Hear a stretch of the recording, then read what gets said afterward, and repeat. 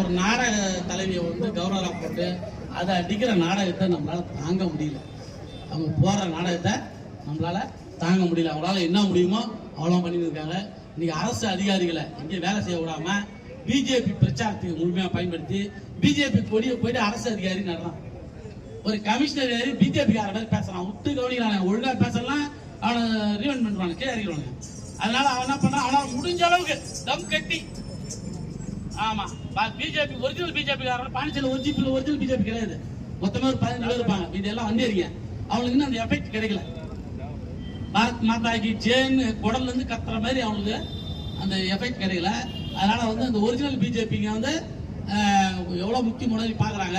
ஆனா அவங்களுக்காக அதை செய்ய முடியல. இப்படிப்பட்ட சூழ்நிலை தான் இன்னைக்கு புதுச்சேரி போயிட்டு இருக்குது. நம்மளுடைய விடுதலையை, புதுச்சேரியினுடைய விடுதலையை நீ விடுதலை தான் வாங்கணும். நம்ம இன்னைக்கு சுயாட்சிலாம் கிடையாது, மாநில சுயாட்சிலாம் கிடையாது, விடுதலை